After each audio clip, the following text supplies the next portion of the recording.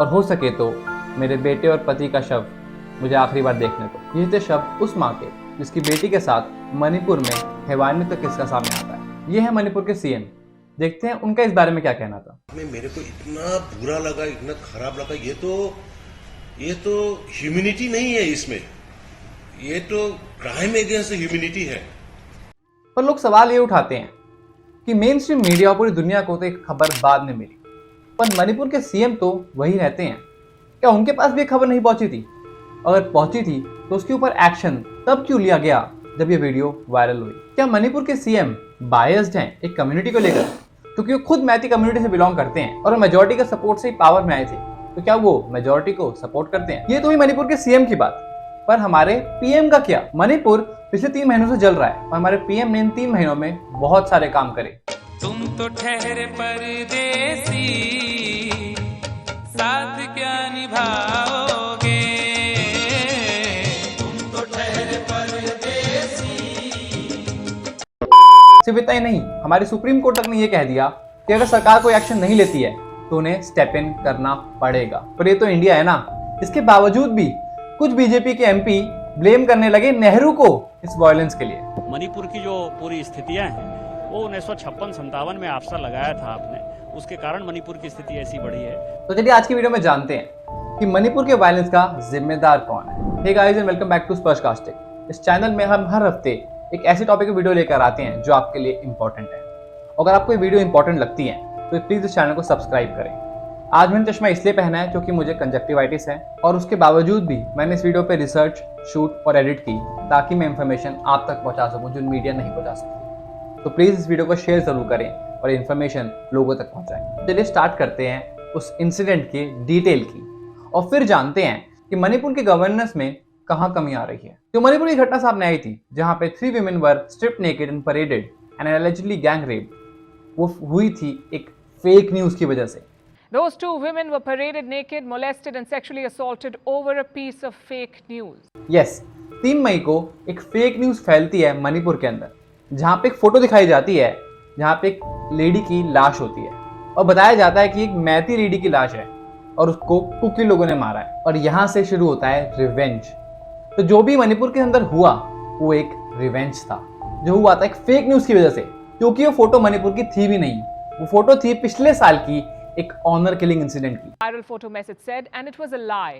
The victim was not from Manipur, she was from Delhi, and this picture is not even recent. It is from last year, from November. Well incident तब होता है जब revenge लेने आया हुआ mob attack करता है cookie villages पे और एक फैमिली जिसमें होते हैं एक फादर, एक सन और उनकी डॉटर, साथ में 2 और महिलाएं भाग रही होती हैं उस गांव से और वो किसी तरह पुलिस तक पहुंच भी जाती है। पुलिस उन्हें बचा भी लेती है, बट कुछ दूर जाते ही मॉब पुलिस को रोक देती है और पुलिस से उस फैमिली को छीन लेती है, जहां पे उनके फादर को गोली मार दी जाती है जब वो रेजिस्ट करने की कोशिश करते हैं। और उसके बाद उन 3 महिलाओं को बोला जाता है कपड़े उतारने के लिए और जब उनका भाई उनको बचाने की कोशिश करता है तो उनको भी वहीं गोली मार दी जाती है। पर क्या ये पूरा सच है? Scroll.in ने उनमें से एक विक्टिम से बात करी और विक्टिम ने बताया कि पुलिस ने हैंड ओवर कर दिया था उन लोगों को मॉब के हवाले। और यहाँ पे बड़ा सवाल उठता है मणिपुर पुलिस के ऊपर। आइए देखते हैं। कुछ टाइम पहले मणिपुर की पुलिस आर्मरी से करीब 4,500 वेपन्स गायब हो जाते हैं, चोरी हो जाते हैं, जिसमें AK-47 जैसी बड़ी बड़ी राइफल्स भी शामिल हैं। हालांकि ये बात सच है, उनमें से करीब 1200 वेपन्स वापस आ गए हैं और पुलिस ने उन्हें वापस जब्त कर लिया है। बट फिर भी लोगों का सवाल ये उठता है, क्या इतना आसान है पुलिस आर्मरी से वेपन चुराना या फिर पुलिस इसमें इन्वॉल्व है? अगर कुकी कम्युनिटी का माने तो मैती पुलिस मैती कम्युनिटी को सपोर्ट करती है। एक सीनियर ऑफिसर जिन्होंने प्रिंट को बताया करीब 1500 पुलिस वाले अपनी पोस्ट से गायब हो चुके। जो कुकी पुलिस वाले मैती डोमिनेटेड एरिया के अंदर पोस्टेड थे वो वापस चले गए हैं अपने कुकी डोमिनेटेड एरियाज के अंदर, और जो मैती पुलिस वाले कुकी डोमिनेटेड हिल्स में पोस्टेड थे वापस आ गए हैं अपनी पॉपुलेशन, अपनी एथनिसिटी के पास।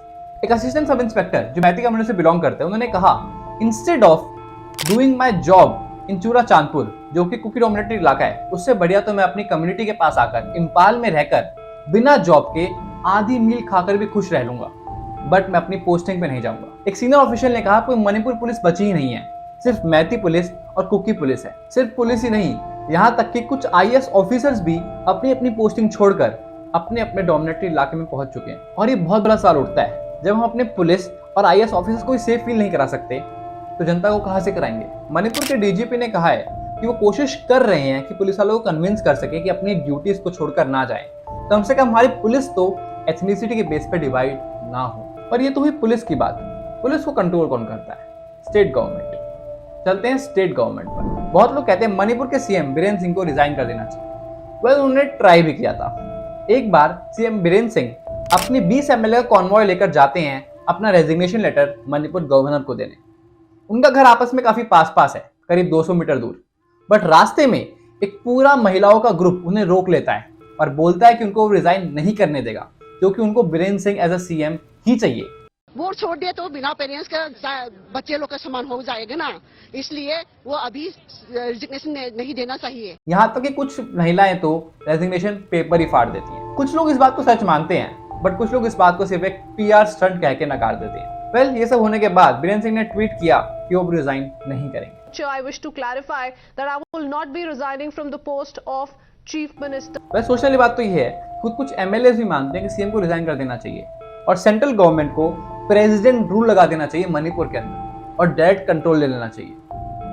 तो फिर सेंट्रल गवर्नमेंट क्या कर रही है? आइए चलते हैं नेक्स्ट चैप्टर सेंट्रल गवर्नमेंट पर। वेल, कुछ लोग मानते हैं एक कॉन्स्पिरेसी थ्योरी के अंदर, जो मैं बता दूं सिर्फ एक कॉन्स्पिरेसी थ्योरी ही है, उसका कोई एविडेंस नहीं है हमारे पास। वेल, मणिपुर में इंसर्जेंट ग्रुप्स और इंसर्जेंसी का ट्रेंड काफी सालों से, और गवर्नमेंट ये चाह रही है दोनों ग्रुप्स आपस में लड़ते रहें और डिपेंडेंट हो जाए अपनी सेफ्टी के लिए सेंट्रल गवर्नमेंट पे।